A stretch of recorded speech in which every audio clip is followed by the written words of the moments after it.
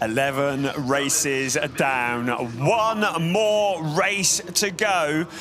The finale of the ADAC GT Masters 2023 could not be any more tense. The driver duo that led the championship by 31 points going into the Red Bull Ring have seen that lead slowly nibbled away, and now it's down to just 8 points. That duo are Elias Seppänen and Salmon Ovega. They felt as though they had one hand on the trophy just a couple of rounds ago, but now suddenly it's looking like a bit of a struggle. They are in the advantageous position of being 8 points clear of their nearest challengers. Yanis Fitcher is in the number 25 car, but their nearest challengers, Benjamin Heites and Marco Mappelli, they had such a good day yesterday. They won the race and launched themselves back into the championship hunt, closing into just 8 points on Elias Seppänen and Salmon Ovega. In third place is Yanis Fitcher and Nico Menzel. They are just 12 points adrift. Finn Gerstitz and Sven Muller, they've dropped down to fourth place, but they have only 14 points to make up if they're going to get to the top of the points in this championship. And Ralph Aron and Alan Valente still very much in it, 20 points adrift. It could not be any closer as we go into this, the last weekend of the season for the ADAC GT Masters. The big problem for Elias Seppänen and Salmon Ovega is they have qualified down in 7th place, and their main championship challengers, Benjamin Heites and Marco Mappelli, who did the qualifying this morning, start in P2, and they are in a great position. Perhaps the only crumb of comfort for Elias Seppänen, who did the qualifying, is that that car is carrying an extra 20 kilos of success ballast on account of winning yesterday. So an awful lot to play for. If that wasn't enough, the team championship is even closer, because both Team Use by Race Motion and Haupt Racing are tied at 165 points. Landgraf Motorsport are just 8 points behind them, and Huber Motorsport 15 points adrift. So much to think about here in this race, the final race of the season. I have alongside me the voice of DTM, Chris Hartley.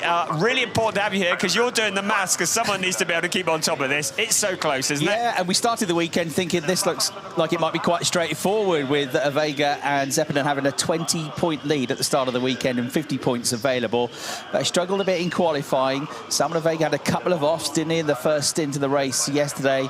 Seppänen wasn't really able to recover that in the second half of the race, and they've struggled again in qualifying today. Suddenly their advantage has been cut to 8 points, and if it stays like this at the end of the race, it's not going to be good enough for them to stay in 7th place, because Mappelli and Heites second on the grid. If they were second in the race, they'd score 20 points. 7th place, which is where the championship leaders are starting, gives you 9, so they'd do it by 3 points. So they know they've got to go forward in the race, in all likelihood. But the added complication is that it's not just Mappelli and Heites they're up against, because you've got the top 5 teams, the 5th of which are on pole position, that can still mathematically win the championship. 25 points for a win, 20 for second, 16 for third, and it goes all the way down through the whole of the finishing order. Points are available. We're about to find out how it all unfolds, because the engines are fired up, ready for the start of the race. Vivian Nipper giving the instruction to the drivers. The ground shakes as the cars burst into life for one last time in this 2023 season for the ADAC GT Masters. There has been a massive crowd here, something in the region of 88,000 spectators across the weekend, who have been witnessing some wonderful racing as part of the DTM package here at the Hockenheimring, a circuit that is 4.574 kilometers around with 17 turns, 9 to the right and 8 to the left. The big talking point on this circuit, as always, is the hairpin up at turn 6. You come off the parabolica absolutely flat out, then the heavy braking into the right-hand 180-degree turn, which is the hairpin.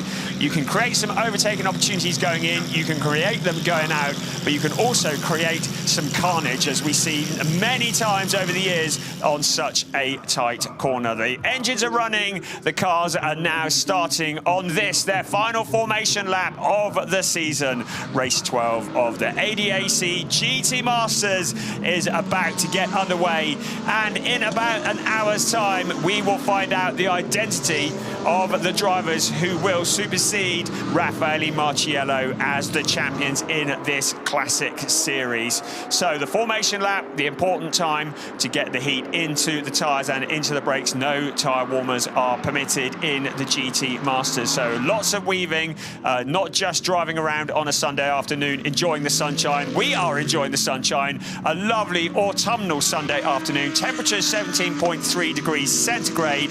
The track is 23.5 degrees centigrade. We're not expecting any rain this afternoon, so conditions are absolutely perfect as we get ready for this, the final race of the season. Let's take a look at the grid, and it is Ralph Aron who did a great job in qualifying this morning alongside Marco Mappelli, yesterday's winner in the GRT Grasser Racing Lamborghini. Nico Bastian guesting with Michael Hughes alongside the legend Maxi Gertz, the former champion. Ben Green lines up on row 3, and he has Sven Muller alongside him. Championship leader Elias Sebnen all the way back on row 4 with Christer Jons, another guest in Schnitzelam Racing Motorsport alongside him. And Moritz Viskersen, great to have him guesting here. He lines up alongside Nico Menzel and John Paul Southern, who was so impressive at the Red Bull Ring last time out in the Engstler Audi, and he lines up at the back of the pack. Yeah, it's going to be quite the thrill, this one. It's going to chop and change. That's Bastian Boos's bonnet from the Porsche Carrera Germany. Yeah, you see him taking tyres and wheels out, but not normally a bonnet.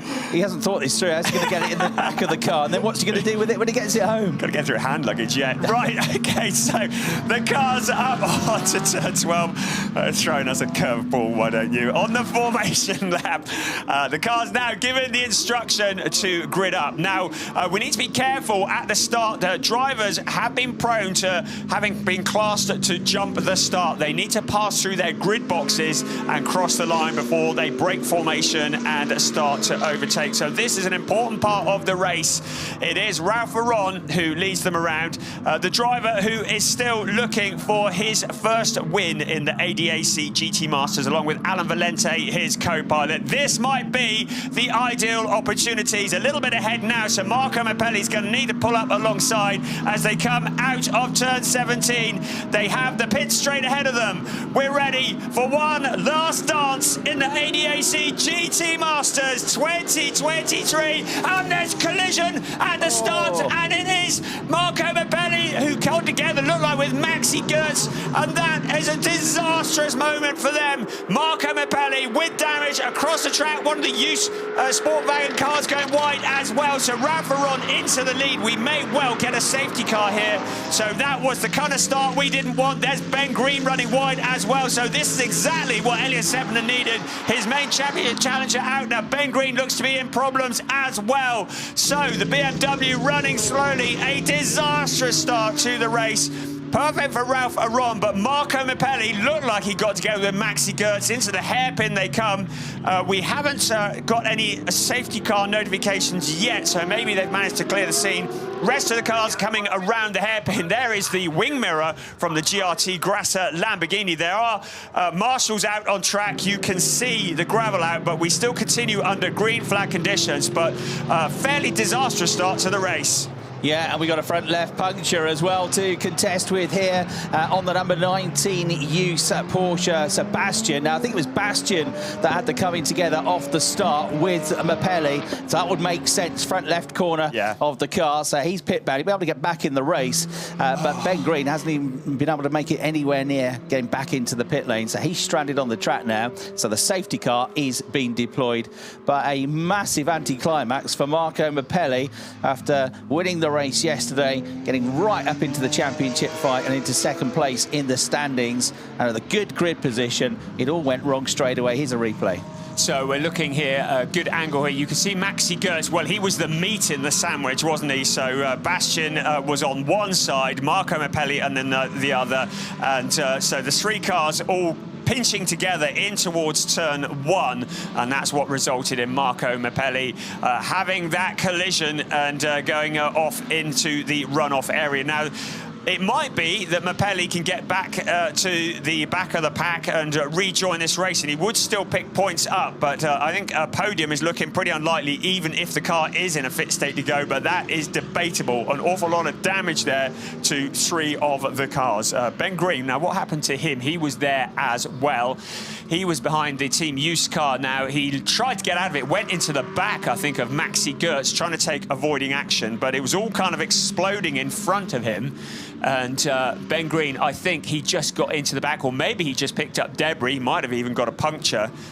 But into the pits comes the 63 car of Marco Mappelli. We can see that out of our window. You can see quite a big impact there, and it does look as though he's going to struggle to get back into this race. So disastrous for the championship. This is Christmas to Elias Seppin. Unfortunately, he didn't get involved himself, because if he'd have been involved in that, it really would have been championship over.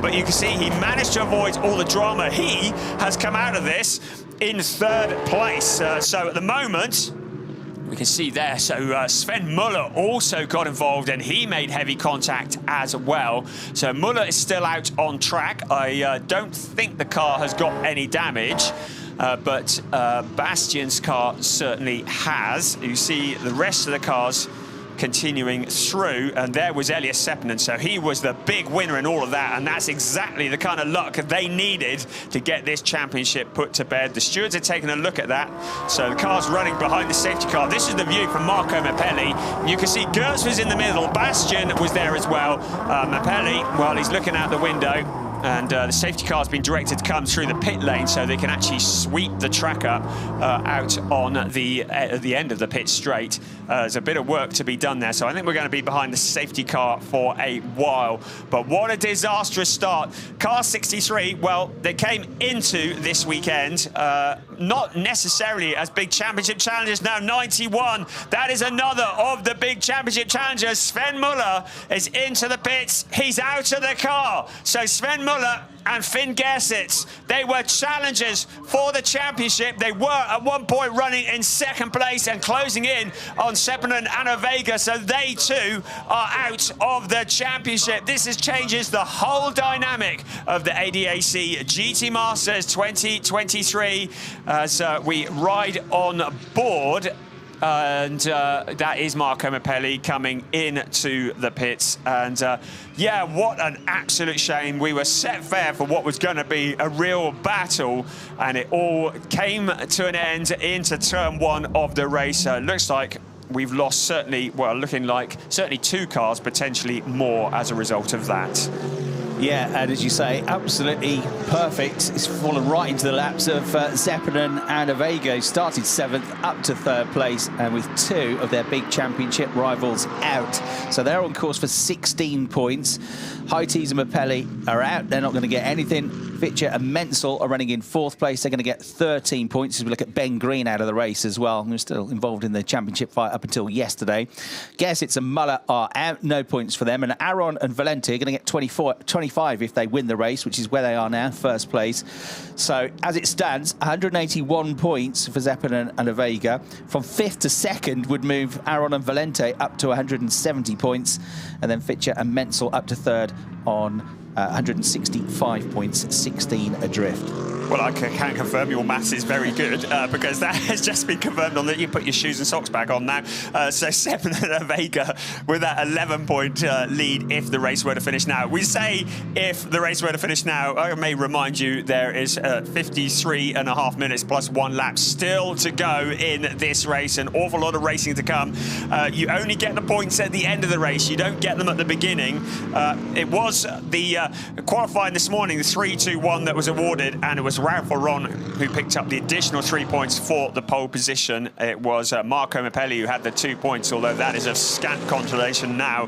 He was 2nd in qualifying. Nico Bastian was 3rd, so he had the 3rd point from qualifying. So safety car will come through the pit lane. We get a chance to take a breath. Elias Seppinen will be, well, breathing half a sigh of relief, if you can do half a sigh. But Ralph Aron and Maxi Gertz, I'm looking forward to seeing what this will turn out into once this race gets back underway. And a massive implication for the team's championship, this, because, of course, the used car is out. The other used car is a guest and can't score. So the number 19 car can't score. The number 91 car is currently out of the race. And they were tied on points with Haupt Racing with HRT. The HRT Mercedes are first and second in the race at the moment. So having been tied on points, they're going to, as it stands, move and outscore used by 25 points. Of course, Landgraf will move ahead of Use as well, because they're only 8 points behind, and they're the team that runs Zeppelin and Vega in third place. So as it stands, they would get for that 16 points and would move up to second place in the team's championship. But for the drivers, it's looking very good for Zeppelin and Vega after looking a little bit downbeat all the way up until this point. But that's motorsport, isn't it? You never give up, because you never know what's around the corner. Yes, absolutely. Things can turn on its head. We've got 8 cars running out on track. Nico Bastian, I'm pleased to say, is back out and running. He's just run through the pit lane himself, so he's now rushing to rejoin the back of that queue. So we've still got 8 cars that are running. A good opportunity to say welcome Schnitzlam Racing to the grid of GT Masters, guesting with 2 cars. Moritz Viskersen racing in number 11 car. He shares with Marcel Marchevitz, 2 very, very rapid drivers. Christer Jørns, a driver with so much experience, is in the number 99 car. He is sharing with Luca Arnold. So great to have them on the grid. As we've already said, they don't score points. So any positions they finish, though, those behind would move up. Of course, the other guest driver is the other of the team used by Race Motion cars, and that's got Mikael Jus, team boss, at the wheel, and Nico Bastian. He is driving the number 19 car at the moment. So 3 guest cars. Not as many cars as we've come to expect in the ADAC GT Masters, but we're expecting big things for next year. It has been a year of transition. Late calendars being released just meant that many teams had committed elsewhere, but there is so much enthusiasm for 2024, and we're expecting a return of the big grids and the very close racing in GT Masters. Having said that, we have had some wonderful racing this year in this series, and the headlines have been stolen by many drivers, but Elias Seppen and Samuel Vega have proven to be a really potent combination. There is Elias Seppen, and we saw him a couple of years ago in the ADAC Formula 4, as we have notification that safety car is in this lap. And Elias Seppen was always very useful in the single-seater, but he's really found his home in GT3 racing. He's made his debut in GT Masters last year, was very quick, but now is leading the championship, and he's dare he dream. Well, there's a long way to go. 50 minutes of racing remaining in this season, plus 1 lap, and it's Ralph Aron who leads the field around turn 17 and out onto the pit straight to receive the green flag. We are racing once again. Ralph Aron, Maxi Gertz, Elias Seppinen, Nico Menzel in 4th place, Christer Jørns, Moritz Viskersen, and John Paul Southern, with Nico Bastian also joining the back of the queue. Yeah, the one to watch is going to be Nico Menzel in the blue and red number 25 Porsche in 4th place. He was hooked up right behind the 3rd place Mercedes of Elias Seppinen as they took the restart, but he couldn't quite find the momentum to get through the first big braking zone at turn 2. But he looks quick, and we know that Zeppelin has been struggling a bit with the pace of that car so far this weekend around Hockenheim. Good battle going on further back as well for the final 2 places, with Bastian getting ahead of Southern Bastian. If the car is okay, should be one to watch coming through the field in the number 19 Porsche as we go on board with Janus Fitcher trying to come through, Nico Menzel trying to come through the order from 4th place, but he's just dropped a bit of ground in the middle sector here, so good job done by the Landgraf Mercedes of Elias Seppinen, who's given himself a bit more breathing space as he comes into the first arena section for 3rd. Nico Menzel will know that Elias Seppinen is not going to want to take too many risks. He wants to bring this home. He needs to get the points. He cannot afford a DNF, so he will be putting the pressure on. He's got nothing to lose. He can throw caution to the wind, because if the race finishes as it is at the moment, he would not be champion. So he's going to be turning the heat up on the gold and white Mercedes in front of him. Nico Menzel Menzel, who's joined the ADAC GT Masters this year, a commentator for quite a few years on the German TV for GT Masters. Fancy to go this year and proving to be very quick indeed. In the meantime, Ralph Varon opens up a bit of a gap at the front, but Maxi Gertz hasn't given up either, so he is staying with him. We are 48 minutes remaining in this race. To remind you, there is a pit window that will open 25 minutes into the race. It will remain open for 10 minutes.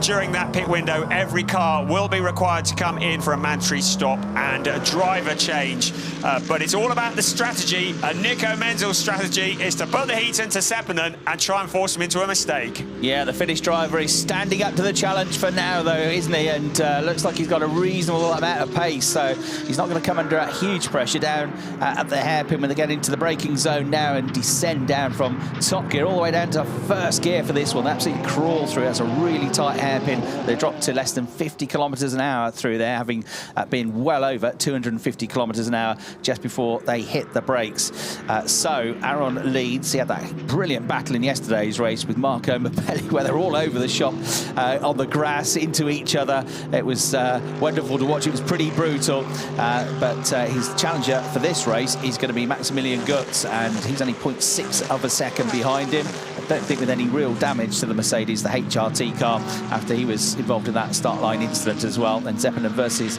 Menzel for third place. Christy Jons was impressive yesterday, wasn't he? He's there in fifth place, just behind them as well. Maxi Gertz in that second place. He's not in the championship hunt. He's been sharing that seat with Arjun Maini, the DTM driver, and also Philip Ellis at the Red Bull Ring. They've been alongside Petru Umberescu, the Romanian driver, who is not in the championship hunt at the moment. So Maxi Gertz, well, he wants the trophy. He wants the top step of the podium.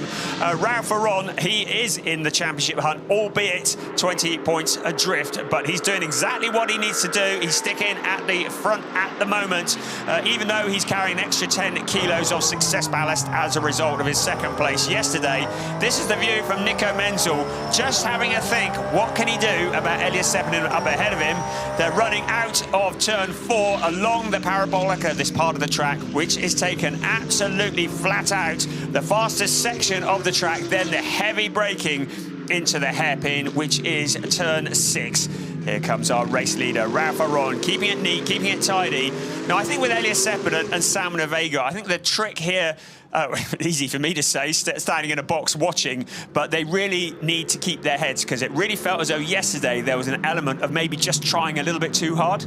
Yeah, Salmon Vega in the first stint went off, he went too deep on the brakes, didn't he, on the way to the Sachs curve, and then he gathered it up very quickly, actually. He lost 2 or 3 positions doing that, including to some of his championship rivals. He got back on with it, caught them up, but then tried another move, and around the outside he went on the grass again. But that was maybe an element of, you know, this is slipping away from us, I need to do something about it, and trying a bit too hard, and maybe just a car which wasn't quite perfectly balanced, because they'd struggled with it in qualifying.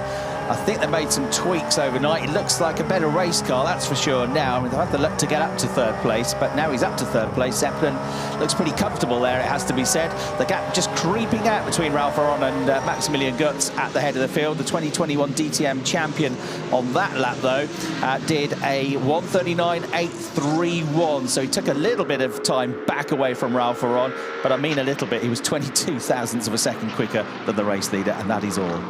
I'm sure the Landgraf Motorsport team who run the car, the number 48 car that Elias Seppinen is driving, have been on the radio and told him just to stay cool. He doesn't need to do anything dramatic. Of course, Landgraf Motorsport are one of several teams that are running in both the GT Masters and the DTM this weekend. Mauro Engel and Salmon Vega, the brother of Salmon Vega, Yusuf, has been running for Landgraf Motorsport in a very similar car in the DTM this weekend. So there's a lot of data that can be shared between the two teams effectively, and that's going to help them a lot. Nico Menzel has no such luxury in the number 25 car. Huber Motorsport running that car, but they're not getting data from the DTM for that Porsche. Nico Menzel and Janis Fitch had a great start to the season. They had a win, a second, a third and a sixth from the first 4 races. Even those sets of results didn't quite put them to the top of the championship table, because you had a win, a second, a third and a fifth for Finn Gersitz and Sven Muller. But those two teams have just faded away a little bit in terms of results, certainly in terms of race wins in the second half of the season, and it's been very, very tough. They're more compact field, less cars than we normally expect in the GT Masters this year. The thing is that even if you have a bad race, you still typically get some decent points, and so nobody's really got away from anybody else. Nobody's really strung together a consistent run through the whole season, and that's why it's gone down to this last race, and why we came into this final race of 2023 with 5 driver pairings still able to win the championship. At the moment, though, it is going the way of the championship leaders. They saw their advantage cut yesterday into the pits. Then we've got the Porsche of Bastian, yeah, who's already been in and out, so maybe he's looked like he'd found the running with the car, having gone back out, and he picked up one position, but maybe it's going to be a bit more terminal this time, I'm afraid.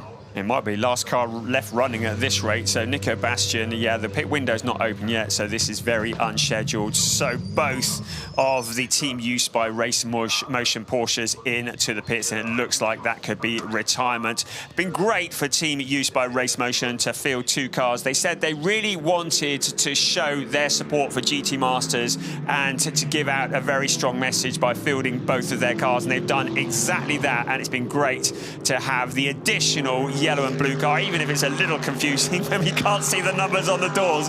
Ralph Aron in the Mercedes AMG leads the way, but Maxi Goetz, well, it was 0.6 of a second, just under 0.7 of a second last time they crossed the start-finish line. But Maxi Goetz is nibbling away at that. To remind you that Maxi Goetz is a former champion, the 2012 champion in the ADAC GT Masters, also the 2021 champion in the DTM. He is a very useful pilot, and he knows exactly what he's doing. Ralph Aron, a driver who's come from single-seater racing into the GT3 category and is very quick, but nowhere near as experienced as the car that is behind him. The only good bit for him is they're in the same team. That's Haupt Racing that runs both the number 2 and the number 3 car. They're also running in the DTM this weekend, so they're getting data from Lucas Stoltz and Arjun Maini, and they're putting that data to good use. It's Mercedes 1, 2, 3, so certainly feeling like the weapon of choice at the moment. Yeah, and Maxi Goetz with way more GT racing experience and GT3 racing experience than the driver he's trying to catch here, Ralph Aron, who's only more recent times switched to GT racing. A lot of his career spent early days in single-seaters and in Formula 3. He was a race winner. He was on the podium at the Macau Grand Prix in Formula 3 racing as well, but proving to be very handy whatever type of car he races.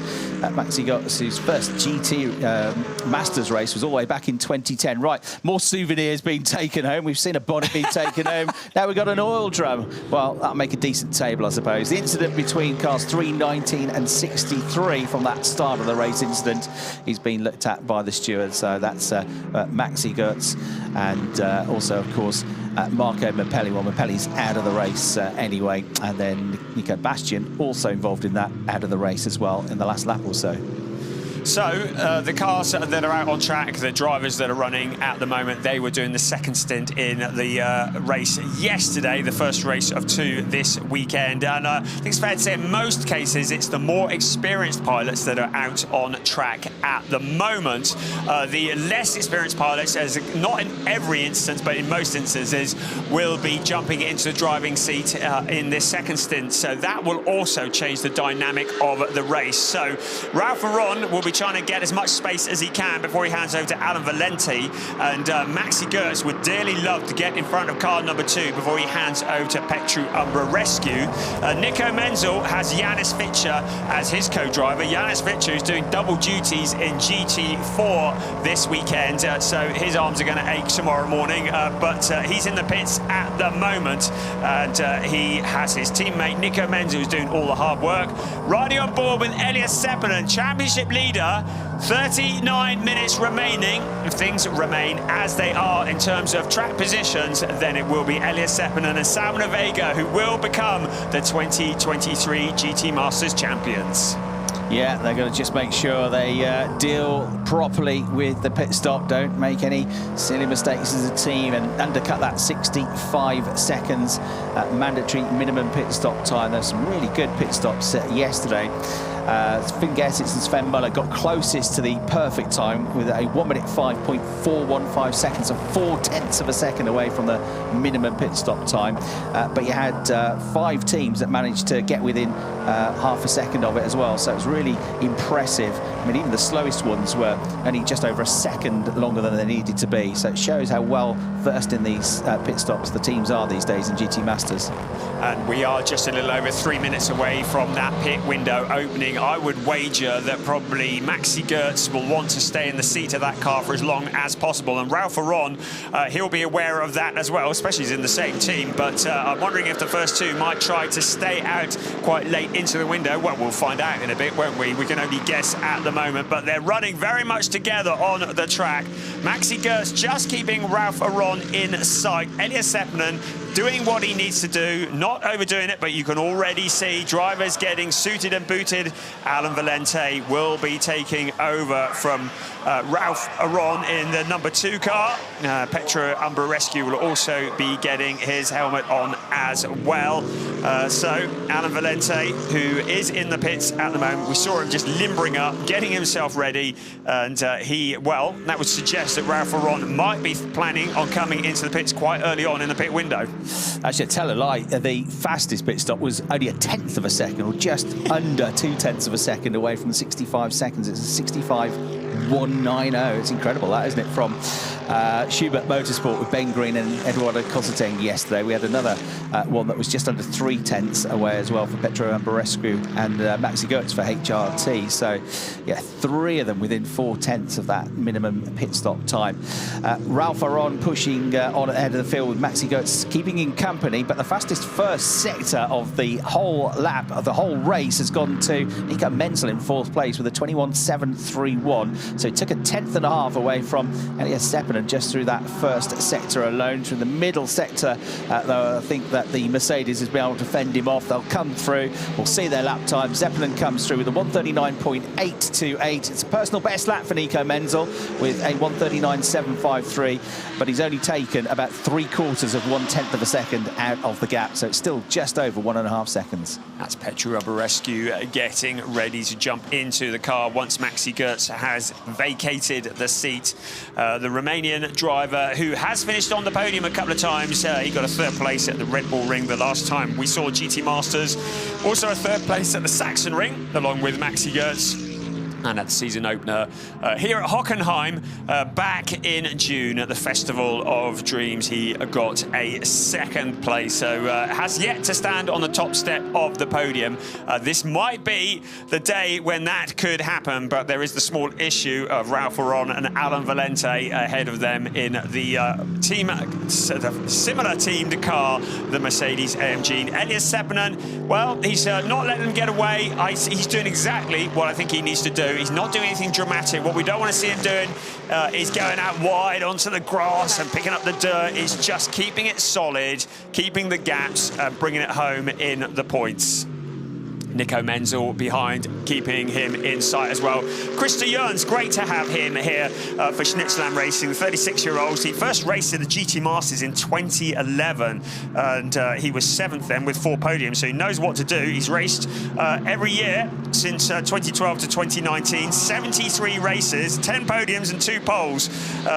One at Assen, another at Oschersleben, but he has yet to win a race in ADAC GT Masters. We've also seen him a couple of times in ADAC GT4. He's had a couple of podiums, but he hasn't scored a win yet. But in the 99 car, he's looking very useful. The pit window is open, and into the pits comes the first car. It is Viskersen, who is into the pits. Moritz Viskersen, who we saw in ADAC GT4 last year, handing over to Marcel Marchevit, a driver who is one of the up-and-coming stars in GT racing. So into the pits they come.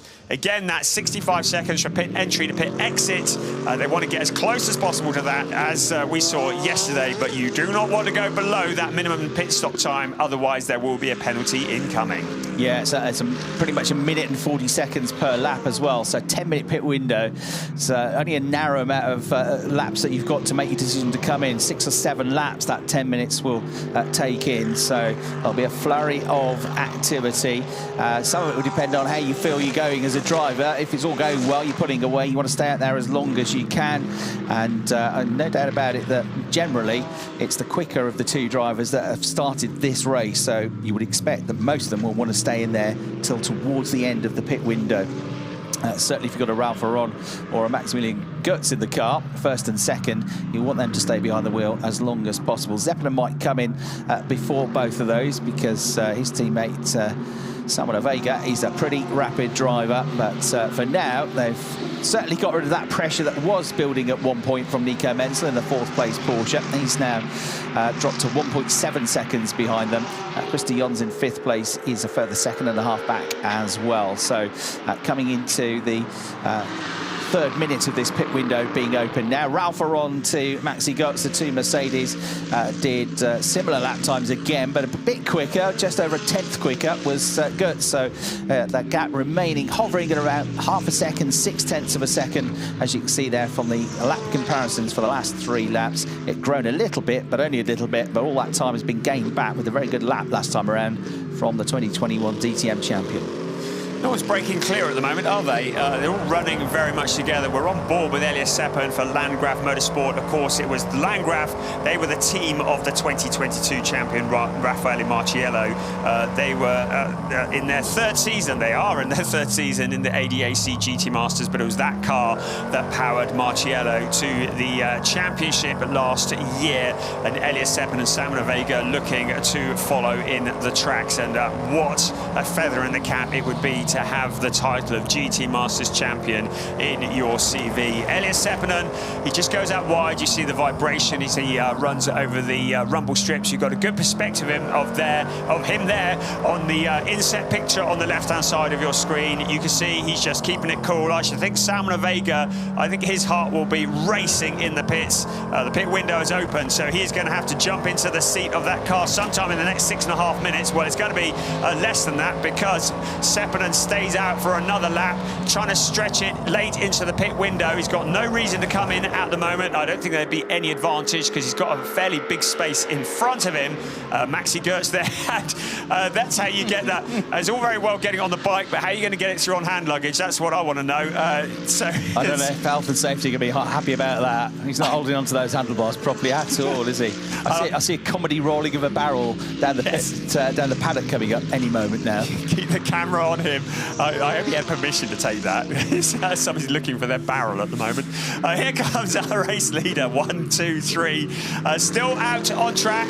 Still only one car to have performed the mandatory pit stop, and that is car 11. It's Marcel Marchewitz at the wheel of the Schnitzelam Mercedes. We've lost 4 cars as a result of an incident at the start of this race. Nico Bastian, Sven Muller, Marco Mappelli and Ben Green. Such a shame to have lost those cars, but we still have the remaining 6 cars that have not pitted out on track, running together at the moment. They're round towards turn 12 as we speak, so we'll keep an eye out and see if anybody's going to peel in at the moment.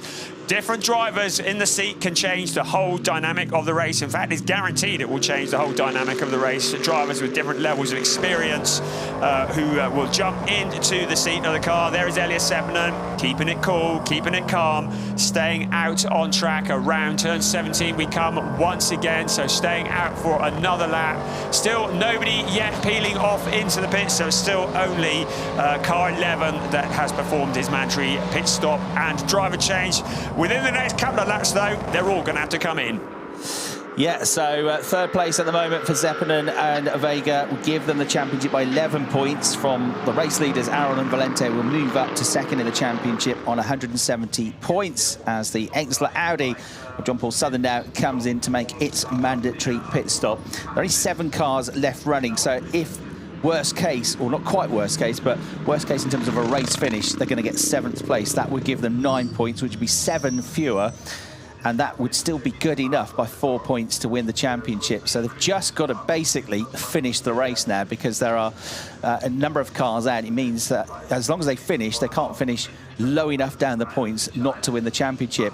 So if they don't finish the race, of course, a different story. So they'll be just nursing that car a little bit with that in mind, I think.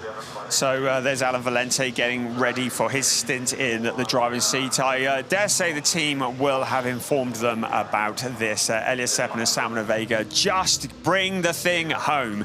That is vital. You cannot afford a DNF. That's what will throw it all away.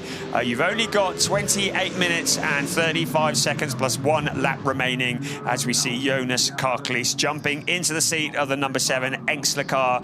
Of course, one of the team bosses, Luca Engstler, who has been racing in DTM this afternoon, who does a lot of tutoring and coaching for the drivers as well. A real hands-on worker in that team. He helps to load and unload the trucks. He's working at the factory 24/7 pretty well. He's there from dawn till dusk most days. A real hands-on driver and helping to run that team along with his father, Franz Engstler, a real legend himself. And Jonas Karklis, John Paul Sutherland, both drivers making their debuts in GT3 racing this year. We did see Dylan Yip and Kwanda Mokoena in the seat of that car for the first 3 rounds of the championship. But now it is John Paul Sutherland and Jonas Karklis who are at the wheel. Jonas Karklis, who was pretty solid in ADAC TCR Germany last year. So great to see him moving up to the big league. There is the front leading, the 5 cars at the front of the race, all running together. In fact, make that the front, yeah, this is just the front 5 together. It's still Ralph Aron, but Maxi Gertz looks like he fancies making a move on him. He's closed right up. The gap last time across the line was about half a second, but you can see it's less than that now. Elias Seppinen just holding back a bit from this lead battle. Yeah, Gertz has taken 2/10 of a second out of the race lead over the last 2 laps. The bulk of that in the last lap itself, as Alan Valente gets ready to take over from Ralph Aron. If not on this lap, probably then on the next one. But it looks like he's poised and ready to go. So I reckon Aron is coming in on the next lap. Will Maxi Gertz come in with him or try one more crazy push lap to try and give them an advantage and maybe leapfrog through? Because a good in and out lap is as good as a good pit stop as well. But they both come in. They both come in. In fact, the top 3 come in, the top 4 come in together, and the top 5 come in all at the same time. So they're leaving it till late in the window. Of course, it's a high-risk strategy with so little time remaining on the clock. If you could get round, I don't think any of them could have got round before the clock strokes 0, but that is relying on not making any mistakes. And if you miss the pit window, that really does ruin your afternoon. So Ralph Aron, his season is done and dusted in ADAC GT Masters, and he exits the car. Look at the dent in the back of that. That was as a result of that start line incident. Maxi Gertz, he is done and dusted for this year as well, handing over the driving seat to Petru Ambarescu. Championship leader Elias Seppinen, dare he dream. Salman Vega is now the man to bring it all home. There is nothing else that Elias Seppinen can do to win this championship. He's just got to sit in the garage, cross everything, hope, pray, whatever it is that it takes that Salman Vega brings this home in the points. The car's now waiting. Of course, the clock ticking down. Don't get there too soon.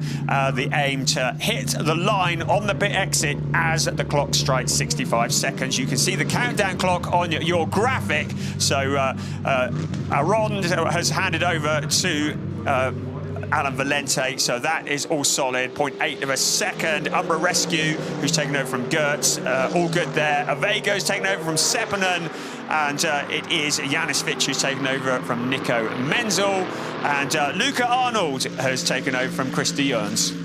So it's a case of now who can get themselves up to speed and switched on mentally quicker than the others.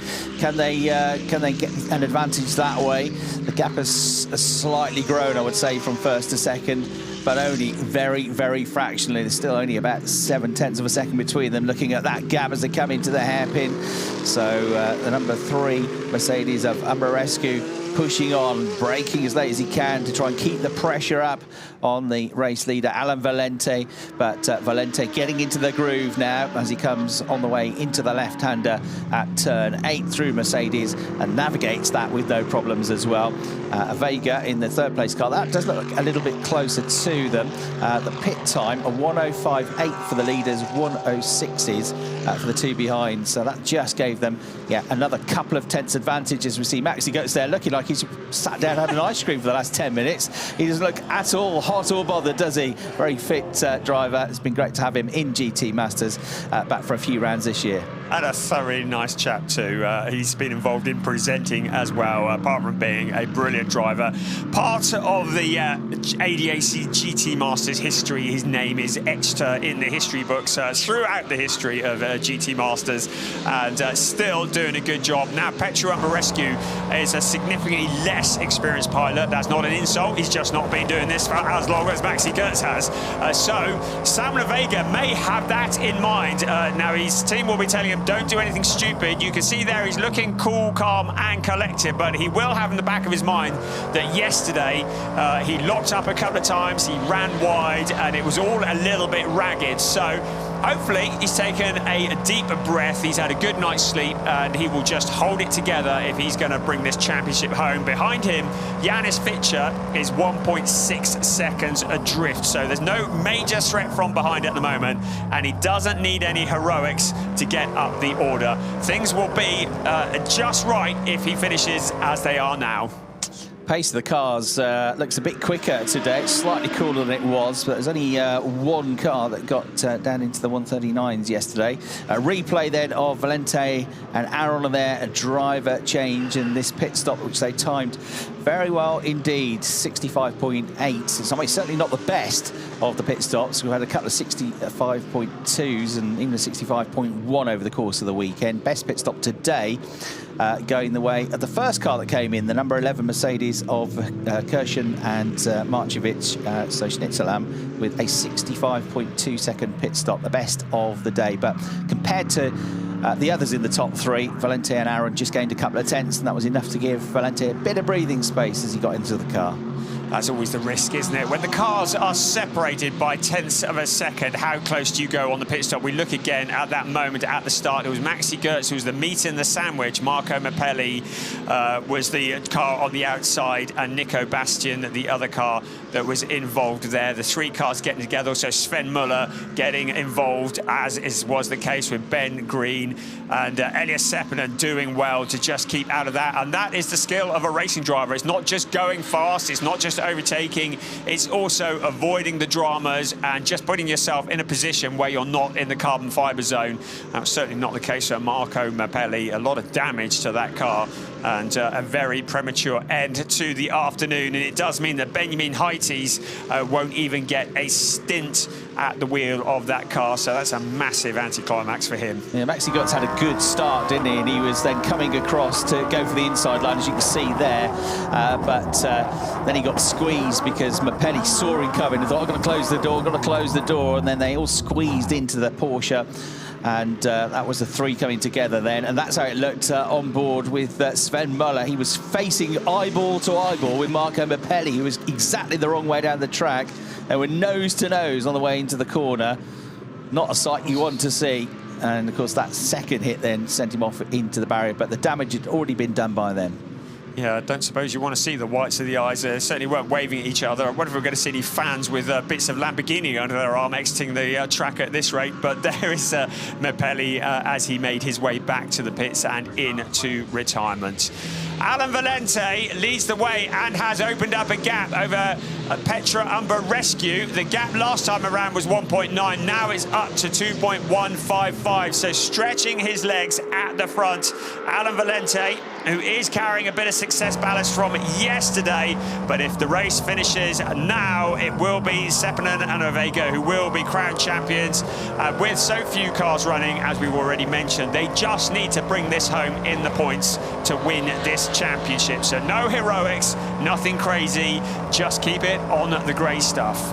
It's tricky though, isn't it? Because almost the worst thing you can do is back off too much and start driving around differently than you normally would to look after the car too much. So if you're braking too early, you're changing gears not where you normally would change gears, you're downshifting in a different way to try and look after the car, then that sort of rhythm that's programmed into the brains of the drivers, where they just know exactly where to brake, exactly where to turn in.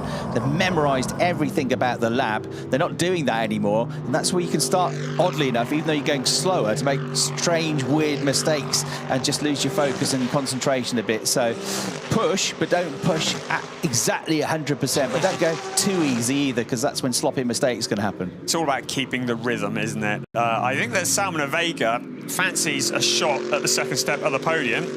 I expect Elias Seppänen is probably going, no, don't, it's fine. But he's 1.568 behind Petru Umbra Rescue. I think he's been closing in. We'll have a look in a moment when they cross the line. Valente seriously has this under control at the moment.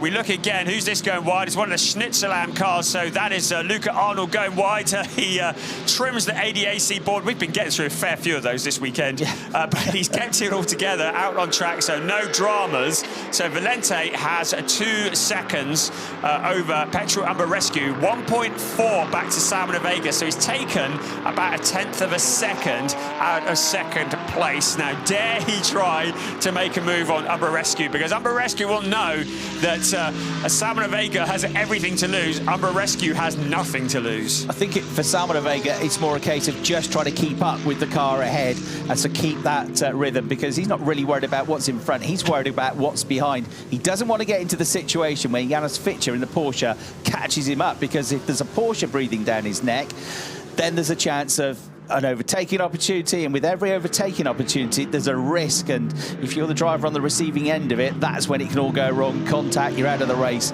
So his biggest thing here is to keep the momentum going, try and stay up with the Mercedes ahead to make sure he's under no pressure from the Porsche behind. So 17.5 minutes remaining as the fans remove bits of debris and bits of cars in the autumn sunshine here, the final race of the season. A little over 17 minutes plus 1 lap remaining of the 2023 season for the ADAC GT Masters. Salmon Vega and Elias Seppänen are looking to be potentially in the best position to become champions, but we dare not say anything more than that for fear of jinxing it. Salmon Vega has now visually closed in on Petru Umbra Rescue, so he comes across the line. The gap now down to 7/10 of a second, so he's halved the gap between himself and the car in front. As we look at a replay of Petru Umbra Rescue, this might be a reason how it might be a good sight as to how he managed to close that gap, because Petru Umbra Rescue pushing quite hard in the number 3 car, and Vega able just to close in. Valente looks to have this under control. Be really nice to see Valente and Ralph Aron taking a win. They've been so close all season long, and the Red Bull Ring, they certainly felt robbed by some optimistic driving by others. They've had a couple of second places, and it would be great to finish the season off on the top step of the podium. Salmon Vega continues to close in on second place, Petru Umbra Rescue. And yet, for Salmon Vega, he doesn't want to get too close to Umbra Rescue, because that's the other thing. We just seen Umbra Rescue getting a bit of a wobble on, going over the curbs, getting sideways. If he loses it and gets into a spin and Vega is right behind him, he can collect a car. Somebody else has made a mistake. Your race is ruined because of it. So you just, well, you kind of want to keep him at arm's length. You know, he does have a spin, does have a moment. You're not right behind him to collect him. But I'm not sure Salmon is thinking the way I'm thinking at the moment, because he's definitely closing in now. Maybe he's thinking, actually, I'd rather you were behind me. If you're going to have a moment, it can be behind me. I want to be in front of you. I'll go for second place, because he's definitely closing in again and again, isn't he, on these laps? Once a racing driver, always a racing driver. He's probably got his eyes on Alan Valente in front of him, and he wants to get past him as well. Lots of hazards to deal with. There's debris on the track. We've seen the dramas at the beginning of the race, so you don't want to pick up a puncture. The sun is now starting to go down the Hockenheimring. You've got the sun in your eyes, particularly as you come out of turn 6, and it's shining right through the plastic windscreen in front of you, and that can make the vision very difficult as well. But just balancing everything, keeping it together, staying in the rhythm. The Salmon Vega, he is closing in. He's not going wild though. He's not like apexing it and hitting the dirt and going wide, just steadily nibbling away at that second place. Of course, the best way to avoid a car that might be spinning in front of it is to be in front of it. So into the hairpin he comes once again, and maybe he fancies getting Petru Umbra Rescue in his rearview mirror. Not that we say Petru is going to have a spin not at all, but it's just generally, you know, you don't want to be around cars where you just kind of want to have a boring race on your own. Nobody in front of you, nobody directly behind you. You mentioned the light, Brian. The other thing here, the sun going down, these big grandstands that we've got, means that you've got these big, long shadows cast across the arena sections of the track now. So they're going from bright light into darkness into light again, and these light changes can have an effect as well. It's like going through a tunnel on a street track, isn't it? Yes, so lots of challenges that are thrown at these drivers. Certainly not the heat today. It's a lot cooler today than it has been in some of the previous rounds we've had. Just 17.2 degrees air temperature. Well, the track is still up at 21.8. But it is a balancing act, all these things. As we see the two Schnitzelam racing cars running together. So Moritz Viskirchen in the number 11 car handed over to Marcel Marcevic, and it was Krista Jörns who handed the number 99 car over to Luca Arnold. Luca, who did 2 races in the ADAC GT4 in 2022. He won, no he didn't, he in 2021, should I say. And Hockenheim here, his best was 15th place. He'd love to have won, I know that. He's raced this year in the GT3 as part of the ADAC race weekend, the GTC category that's there. And he raced that alongside his father, Roland Arnold, who was the founder of Paravan. And they have been working very closely with Space Drive with Schaeffler, dealing with the technology in steer-by-wire, very much the future in motorsport, bringing technology into it. And great to have Schnitzelam on the grid with the 2 cars. They very publicly stated that they plan to be on the grid of DTM next year, and I believe Marcel Marcevic is one of the drivers that they are hoping to put in the seat of that car, assuming they get a place on the grid of the DTM. So very much a warm-up to that, and I dare say they'd probably quite enjoy doing a full season in the GT Masters next year as well. A number of teams, as we've already mentioned, looking to do dual campaigns in DTM and in GT Masters. Now, they're not allowed to share drivers on the same weekends, but the teams can run in both series, and a lot of data can be transferred between the 2 cars, can't they? Yeah, absolutely. Great to see some of those super slow-mos as well. Sparks flying as they go across the curbs. Great watching the back end of the car dancing out as they get on the throttle and hedge towards the grass at some of the exits to these corners. 12 minutes to go then, plus 1 lap. Probably the closest battle on track is between 2 Mercedes and for 5th place. So Luca Arnold, number 99, currently in that 5th place. His last lap was a 1 minute 40.5. A 1 minute 40.6 for Marcel Marcevic, who you're just talking about in the number 11 Mercedes, but Marcevic was a bit quicker than him on the previous laps. That gap has hovered at around just over half a second, so keeping the pressure up there in that battle for 5th place. But Mercedes, 1st, 2nd, 3rd, 5th and 6th in this race. By my maths, if the race finished now, it would be Haupt Racing who would take the team championship. To remind you, coming into this race, they were tied at the top of the points with Team Use by Race Motion, and the challenge for position. Yeah, Luca Arnold there, really caught under braking into the hairpin. So Marcevic has had a great start to this lap, having lost ground a little bit, and he got the gap down from 5 car lengths to about 1.5 with a great piece of out braking. Marcevic also carrying that speed coming out of the corner, so suddenly he's ramping up the pressure on Luca Arnold. Those 2 Mercedes, not quite, but almost nose to tail in the battle for 5th. Still, Salmon Vega continues in that 3rd place. The last time they crossed the start-finish line, it was 0.912 between them. We'll see what that is next time around. So it does feel as though Vega is just hedging his bets a bit, making sure he brings it home. A podium position would be a very nice way to finish the season, and a championship would be a wonderful way to finish the season. So it was 9/10 of a second last time. We'll have a look as they cross the line. Well, 4.2 between 1st and 2nd.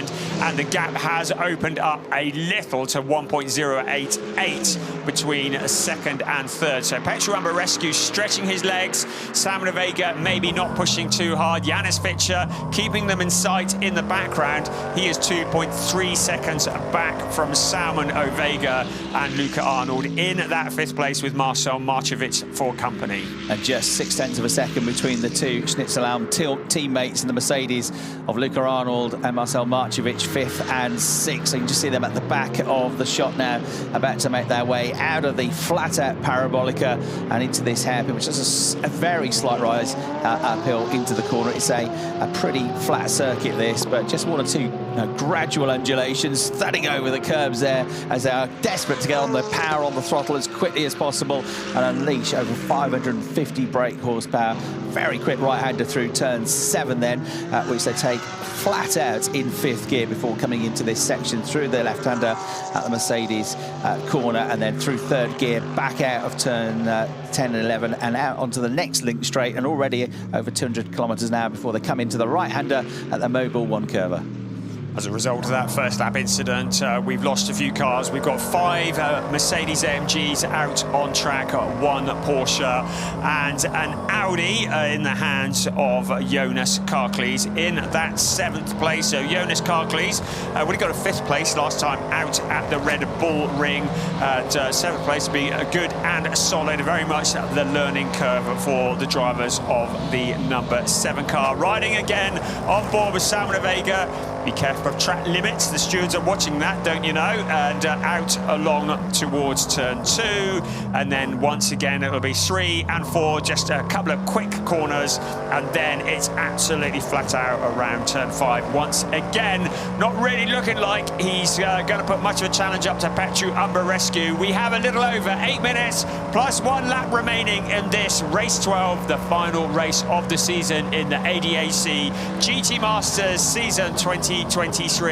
Simon Vega, Elias Seppinen, dare they dream? Dare they even think about it? They need to just focus. Well, certainly Vega needs to focus on the job at hand at the moment. Don't think too much about championships. Don't get distracted. Just keep an eye on the car in front. If an opportunity presents itself without endangering yourself, then try and find a route past. Lots of people here in the stands. As already mentioned, 88,000 people across the weekend. Ricardo Fella getting a lift there. Oh, is that who it was? Yeah, third in the DTM Championship this year. A battling performance this weekend at Hockenheim. So he's off on the scooter, probably off on holidays. He said he's had an absolutely rammed summer racing in 2 championships, so he was looking forward to a holiday. I said, where are you going? He said, Daddy's up to the wife. Yeah, he does the driving, she chooses the holidays. Yes, of course, Ricardo Fella, a former champion in the ADAC GT Masters. Well identified, I didn't actually recognise him. I think he was incognito. But yes, scooting his way off onto his holidays. No such luxury yet for the cars out on track, but in about 7 minutes plus 1 lap, then maybe they can start thinking about the holidays as well. Alan Valente leads the way, having taken over the driving duties from Ralph Aron. They started on pole position in this, the 2nd race of the weekend. The car that started alongside them in the hands of Marco Mappelli, the GRT Grasser Racing Lamborghini Huracan, involved in an incident at the start involving Maxi Gertz and also Sven Muller and also Nico Bastian, and it saw them retire along with Ben Green. Such a shame, but I dare say they will be back again next year. We hope these two will be back next year as well in the Schnitzelam Racing Mercedes. They've been running together. I don't know whether the team says, yeah, just don't damage the paintwork, but they would probably dearly love to do a little bit of panel bashing with each other. It's kind of perfect, though, isn't it, to have 2 cars, 2 drivers so evenly matched. It shows you're doing something right as a team, working together, and going forwards. If you can have drivers that evenly matched, it makes data analysis so much easier. They've got these consistent performances. So really good battle this between Arnold and Marcevic for 5th place, and the gap has really never been more than 6 or 7 tenths of a second. It's definitely less than that now as they make their way through the Sachs curve with 5.5 minutes left on the clock, plus a lap, and through to start another lap comes Alan Valente. So Alan Valente now with 30 laps on the books as he looks for his first win of the season with Ralph Aron. And with a 4.9 second lead over Petru Rescue, the top 7 of the podium certainly looking likely, but anything can happen in the last 5 minutes. There can be a damage, there can be a puncture, there can be mechanical issues or a driver mistake. So Alan Valente just needs to stay focused, keep doing what he's doing. Petru Rescue certainly looking solid there. The balloons rise up into the sky to signal the raising of the curtain and the falling of the curtain. I'm trying to find some bathroom analogy just failed there, didn't I? On the ADAC GT Masters just a lot season. of hot air. that's me, not the balloon. So we look down on the legendary hairpin. Once again, 4.5 minutes remaining. Are we going to see a challenge from position? Well, Marcel Marchevitz, he fancies a little look on the inside of Luca Arnold. They're not running for points or anything like that. They're just running for very much the fun of it and a testing session as they prepare for their program next year in whatever category they do end up in. I think Janis Fitcher's had a fairly lonely race in 4th place. We haven't seen much of him because he's running very much out on his own. He's 2.5 seconds back from Salmon Avega. Avega has been holding, give or take a tenth, about a second gap with Petru Umberescu. So I think he has decided that discretion is the better part of valor. No heroics here, because heroics don't always win you championships. Yeah, Valente's done well here, hasn't he? Controlling the pace, just building a bit more of a gap. Remember, there's only half a second between these two cars at the hands of Ralph Aron and Maximilian Götz, respectively. But that gap now closer to 5 seconds. So Valente's done well. He's on for his first win, as I said. And Umberescu's on to equal his best result of the season with another 2nd place finish here. But it's the driver in 3rd place, Salmon Avega, that is on course for the championship. And look at this, for 5th and 6th positions, the two teammates as close as they could be, showing his nose, feinting a move on the way into turn 2. That won't happen, and as a result of that, he kind of loses a bit of momentum coming out of the next sequence of corners through turns 3 and 4. Through the Parabolica at turn 5, they now go absolutely flat out in top gear as they head down towards that hairpin. Marcel Marchevitz, a winner in the ADAC GT4 Germany, has stepped up to GT3. The GT Masters sees a gap on the inside and finds a way through. And the Luca Arnold car going wide because it looks like he's got a problem. Puncture. That is, yes, it's a puncture. Now, they didn't make contact with each other, so that just shows you, and I should think a shiver will run down the spine of Salmon Avega when he sees that, because there was no contact between them that I could see. Probably just debris out on track, and that's how quickly things can unfold. Yeah, absolutely right. That is a worry, isn't it, for everybody else? So, yeah, just when you think you know how it's all playing out, and Arnold dropping away rapidly. He's going to try and limp it back to the pits if he can, without making any more damage to the car. So that will put Marchevitz up to 5th. It will put Karklees up to 6th place now. And a reminder that as long as they finish the race, Avega and his teammate Elias Seppänen are going to win the championship with only 6 cars now running still on track. They've just got to make sure they finish to wrap it up. A little under 2 minutes plus 1 lap remaining of this race. Less than 2 minutes remaining of the season, and less than 2 minutes away from crowning the champion of ADAC GT Masters 2023. We look again at Luca Arnold with that puncture. It all happened going into the hairpin, the tyre exploding. He goes deep, the teammate goes through, so Marchevitz goes up into that 5th place. And just keeping out of trouble, but 99 now, just limping back to the pits. Maybe they'll put a new tyre on that and he'll go back out, or maybe he'll go into retirement. And he is still, well, he has come into the pits now, so they're going to put a new tyre onto that car, get him back out potentially. Tyre change is not normally allowed in GT Masters, but you are allowed to if you have a puncture or if it's raining. We are into the last 60 minutes of the season. ADAC GT Masters.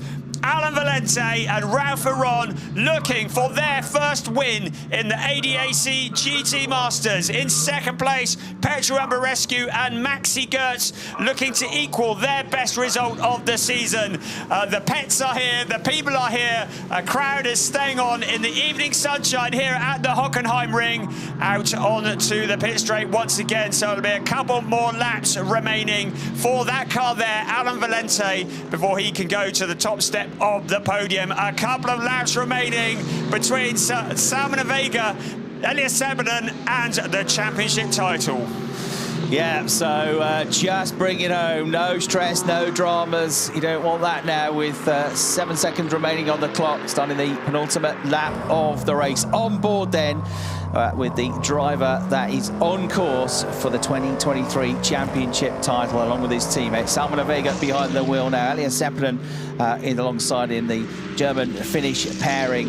They've had some ups and downs of late. The results weren't great coming into this final weekend, and yesterday was certainly very stressful for the team and for them, but they've turned it around today. They've had a bit of fortune to get where they are in the race. Had two of their big rivals for the championship dropping out straight away as well, so it's all helped, it's all fallen their way a little bit. But of course, they will say you've had some bad luck in the past as well, and they've been there when it mattered. So now it's just a case of driving the car around for about another 5.5 kilometres with a lap and a bit to go to wrap up this year's championship title. Brilliant stuff. Alan Valente leading the way, though, so that is the race. But this is why the focus is on car 48. Salman Vega, Elias Seppinen, the duo who've got together this year, have worked so closely together. They're good friends as well. They communicate well. They drive well. They've learnt an awful lot together. Coming out of turn 17 to start his final lap, Alan Valente sees that final lap board, and now just 4.5 kilometres between him and his first victory in the ADAC GT Masters. The Swiss driver who took over the driving duties from the Estonian Ralph Aron at the halfway point of this race. They have led pretty well every lap. In second place, Petru Umbrarescu, who shares driving duty with Maxi Gertz. But now, dare they dream, the Landgraf Motorsport crew, they are nervous. I should think the hearts are racing, because the number 48 car is less than a lap away from a championship title, but they have to complete this lap. Here comes Alan Valente around the hairpin for the very last time. Yeah, Bryce Bosey and the team ready to go. There are tears in the garage as well, tears in the eyes. It is going to be a great day for them. A Drivers' Championship and second place in the Team's Championship for Landgraf as well, behind Habter Racing HRT. But Alan Valente is about to bring it home for a race victory in the final round of the season. Around turn 11 he comes for the very last time, and out towards turn 12. We keep one eye on the picture on the left-hand side of Salman Vega. He must be shaking, his heart must be going 10 to a dozen. Elias Seppinen will be watching on in the pits as he sees his teammate and his good friend complete the final lap of the race. It's Alan Valente who comes out of the final corner. He, along with Ralph Aron, take their first ever win in the ADAC GT Masters. Petru Umbrarescu is going to cross the line in second place, but our eyes now look to the back. The brand new champions of ADAC GT Masters, Salman Vega and Elias Seppinen. They go to the top. The team celebrate. Landgraf Motorsports. Now the celebrations can start. It looked like it was all slipping away from them for a while, but this is the race they needed, and now they take the title. Yeah, a nice, calm, easy race. Just what they needed after the stresses of yesterday and the last couple of rounds. But you always have that niggling doubt in your mind. What if somebody else makes a mistake? What if something goes wrong with a car? But the team have put together a faultless car for today and driving just what they needed to do. Third place, they're going to be on the podium as well to celebrate the championship title. Salman Vega, Elias Seppinen, well done. You are the champions of 2023.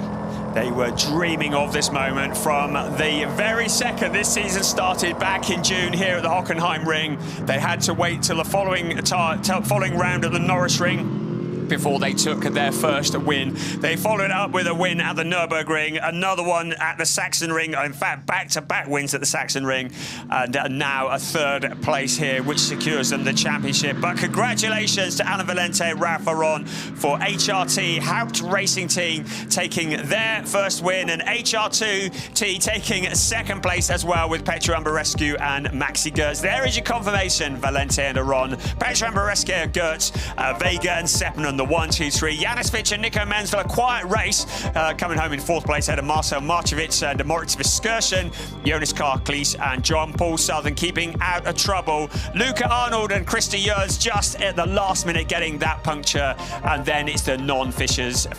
It was Michael Jus and Nico Bastian, Sven Muller and Finn Gersitz, Benjamin Heites and Marco Mapelli and Eduardo Cosseteng and Ben Green, all non-finishers. A penalty lap has been awarded to Card 99 for leaving the track and gaining an advantage. Well, he had a puncture at the time, so I didn't see much of an advantage there, but 3 penalty laps, which have been replaced with a 15-second penalty. It makes absolutely no difference whatsoever because they were 7th and last of the running cars anyway.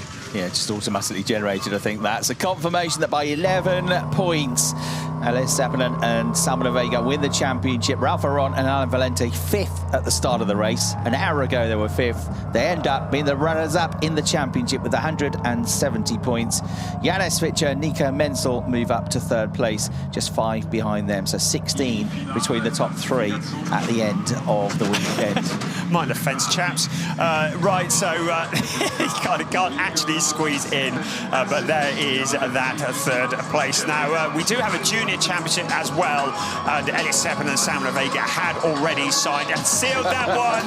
And there is Ralph Aron giving a big hug and picking up his co-driver, Alan Valente. Salmon Vega, well, he's looking fairly calm and collected. Well, he was. I should think that his brother Yusuf, who is on site for the DTM, will be cheering as well. And Hamza, his older brother, older than Yusuf, I don't know where he is, but he's been running prototypes this year, and he will be delighted as well. Their father, Dr. Ovega, he has 3 sons, and they're all racing drivers. There's Maxi Gertz offering his congratulations to Salmon Ovega, the new champion. I should think he's probably a little bit shell-shocked about all of this. The Landgraf team congratulating him as well. Was that Mauro Engel who just congratulated him? I think it might have been. So here he goes. He gets to the water, some refreshment that is needed, but a fairly uneventful race for him. He just avoided the action that was unfolding in front of him, and that's exactly all he needed to do. So we look down at the cars in the pit lane, and there is the new champion, Salmon Ovega, all in a day's work. The T-shirts are out. They were very bold, printing the championship T-shirt. I always think you've got to be careful doing things like that. Printing the T-shirts that say champion. This morning when they got out of bed, I'm not sure they were feeling that confident about it. No. Yeah, you never see the champion T-shirts that get thrown away, do you? Because they wouldn't have been the only ones that printed that, I reckon. Yeah, it is all good in the end for them, and well done to this pair as well. Alan Valente on the left there, Ralph Aron on the right. Superb drive from both of them to take the victory. Ralph was very much, as I say, involved in all the action yesterday, that battle with Marco Mapelli for the race win as well. Didn't quite get it yesterday. They have got it today. And there, Salmon Vega bringing the car home. Was it as cool and relaxed as it looked? Maybe, maybe not. But anyway, job done. Petro Ambarescu as well with a great drive through to 2nd place after his teammate Maxi Götz had a typically sparkling first stint in the Mercedes. So Mercedes 1, 2, 3 at the end of the season. Someone nip out the back and get Elias Seppänen and tell him he can look now if he wants because it's all over. There he is, now embracing Salmon Ovega. So the 2 drivers, and there's your confirmation. It is HRT who take the team classification. So good job from them. We're getting ready for the podium presentation of the 1, 2, 3 in the race. There they are. There is Elias Seppänen and Salmon Ovega. It looked like it was all slipping away for a while. They had such a strong lead. 31 points coming into the Red Bull Ring last time out, but a lot of bad luck getting involved in things that were a bit unnecessary, but they've come back. They've avoided the carnage that unfolded in front of them. They take the 3rd step of the podium in this race. The 2nd step of the podium goes to the legendary Maxi Götz and Petru Ambarescu, who's great to have him in the GT Masters this year, taking their debut win in the ADAC GT Masters. They waited until the very last moment to do it. The final race of the season, Alan Valente and Ralph Aron to the top step of the podium. The winning team, Haupt Racing, send a representative, but they will have celebrations tonight because they have also won the team championship. Now it's time for the national anthem.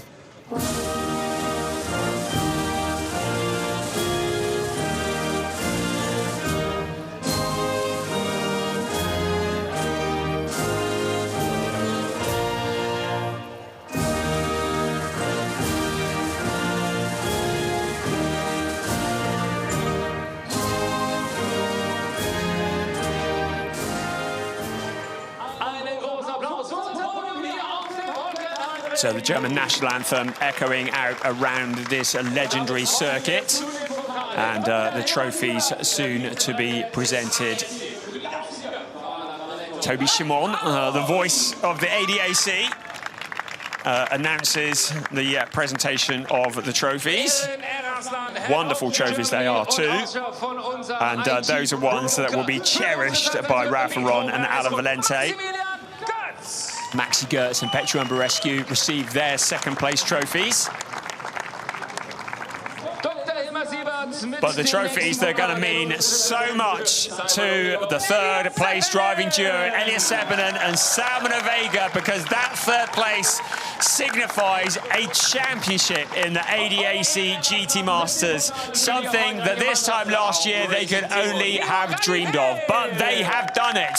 You've got to be there at the end to win the championship. That's exactly what they did. HRT taking the team championship as well, and they get a trophy for being the winning team in this race. So quick pose for photographs, and then the first of many celebrations will commence, and celebrate they will, because it has been a challenging season in places, but they've come through with Aron and Valente as the winners of this race, and Seppänen and Vega, Elias Seppänen, Salman Vega, you are the champions of the ADAC GT Masters 2023. You go into the history books, you come up behind such great names, and you steal the trophy away from Raffaele Marciello, who won it last year. And your names will now be engraved in ADAC GT Masters history as championship winners. So great stuff as they pose for photographs, and really excited to see what happens with these two young, talented drivers in 2024. The ADAC GT Masters will be back in 2024 as well. Lots of big plans from the ADAC to really bring the championship back up to the bigger grids, the close racing that we love with ADAC GT Masters. It was a series that started here in Hockenheim back in June. We went to the streets of the Norris Ring in July. Then it was the Nürburgring, also in July, in some very changeable conditions. The undulating Sachsenring in September. Then we went to Austria, the Red Bull Ring, also in September, before it all came to a close here at the Hockenheimring. It has been season 2023 for the ADAC GT Masters. Your champions, Elias Seppänen and Salman Vega. We'll see you next year. Bye-bye.